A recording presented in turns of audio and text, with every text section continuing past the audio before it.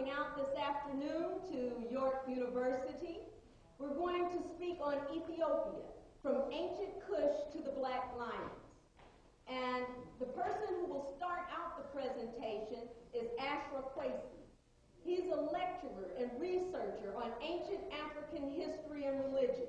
He's traveled to the African continent, in particular to the Nile Valley, over 26 years, covering the areas of Egypt, Ethiopia, Kenya, Sudan. And today our focus will be on Ethiopia.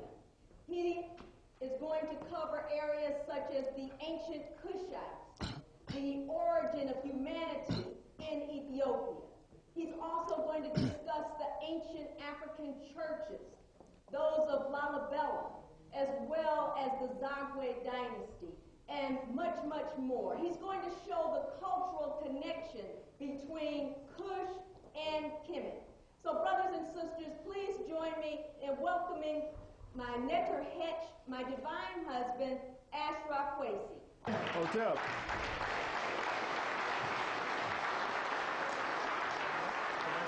Huh? You like that? No, you got it.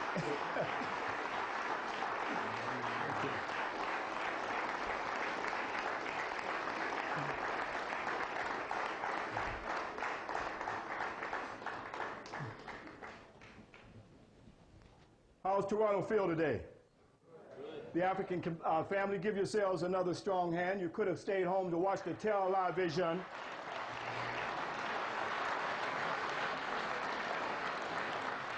Thank my netter hemp for that introduction, and that means my divine wife, and I, her netter hedge, divine husband. I think when we start to bring our divinity back as a people, I think we will start to see ourselves as a divine people. Is that right?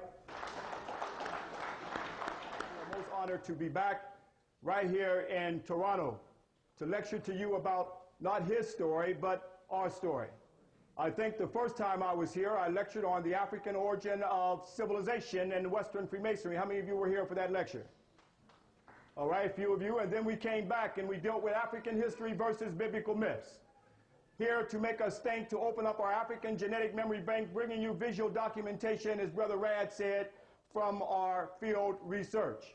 And then we also came back with the African origin of Christianity. Before I go on, I want to give recognition to my teacher named Dr. Joseph Nyakinen. I did not know at that time that I would travel with him 14 years and now continuing the research and field research and taking educational tours back, now 25 years of my life non-stop, to bring it back to you so we can see a visual documentation. So I don't want to take a lot of time, and let me recognize another teacher who was on that trip in 1981. Peace be upon him, Dr. John Henry Clark. I was sitting at the feet of the Grand Masters. And of course, there are many, many others that I can go on to talk about, but we want to keep within the time to deal with the presentation. So I'm going to bring it back to black. We want to deal with the fallopian tube of the Nile Valley. Without the fallopian tube of Africa, you wouldn't even have humanity on the planet Earth. And we deal with the birthplace of humanity. We have to deal with right there where they did their research on anthropology. You know, at one time, Europeans didn't consider Africa to be the home of man. They said Europe was the home of man, and then they said China was the home of man with the Java man. But only when they came into Africa, they found there is where we find the origin of humanity.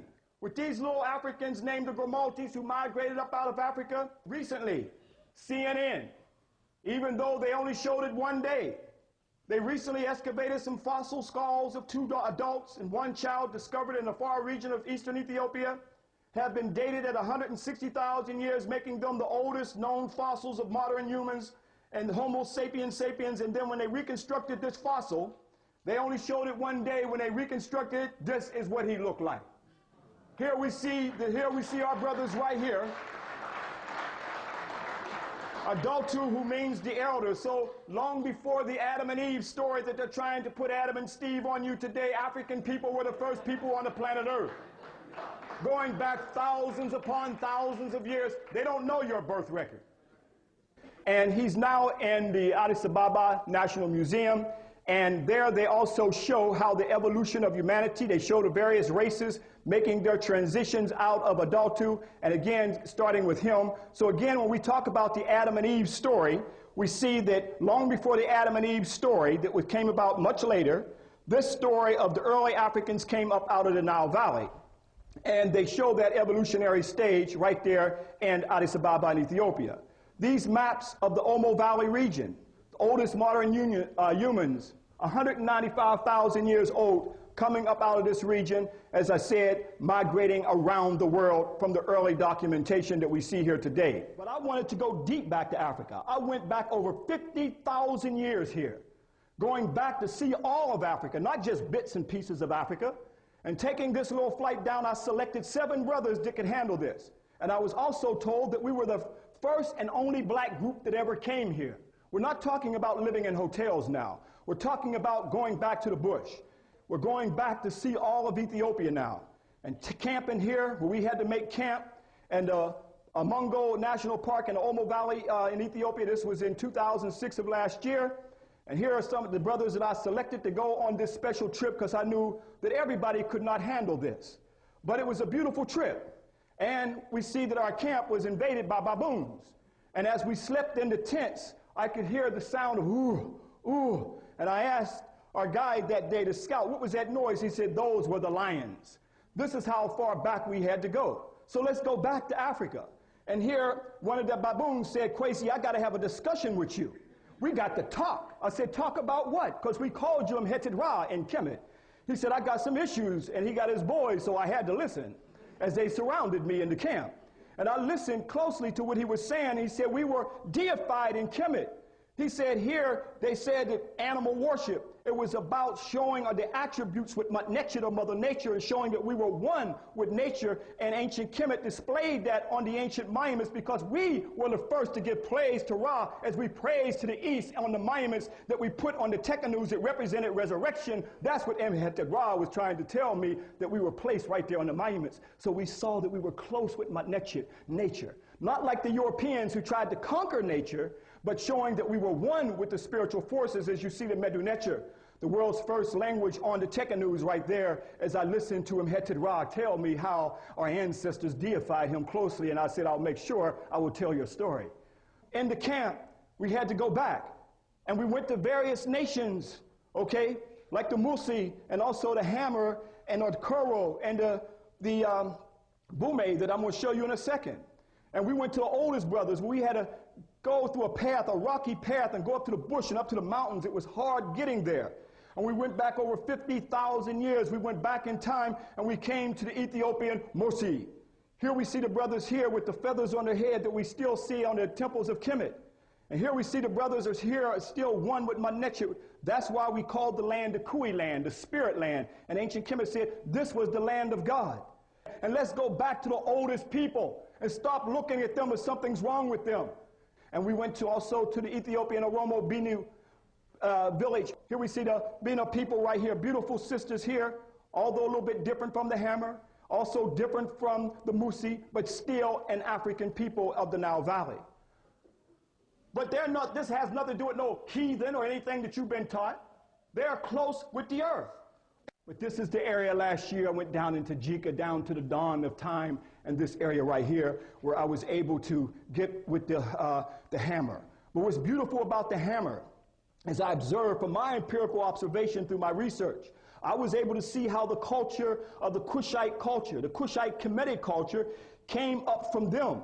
They're the ones that migrated down the Happy Nile, called the White Nile today, and also the Atbar, and also the Blue Nile. Now, when you look and see some of the indigenous brothers in the southern part and sisters in the southern part of Ethiopia, here that was later looked at as the feather of Ma'at. Truth, justice, and righteousness associated with an African goddess that goes all the way back to the Kushites, especially when you see the artwork and see the early Kushites with the feather, and our Kushite Nubian paintings are identical to our brothers and sisters, in the Kushite region and the southern part of Ethiopia. Now we're talking about the indigenous culture of the Nile Valley. How did Kemet, that means black, that you may know as Egypt, how did ancient Kush, after all, Kemet came from Kush. We're talking about fallopian tube of culture here that spread down the Nile. That means that we are all one culture. Egypt is not separated from Kush. Kush is not separated from Ethiopia. They are all tied together. We cannot tear. We can't come in like white folks and tearing apart the African family. After all, Ethiopia is the mother, so how can you tear the daughter, Egypt, away from Ethiopia?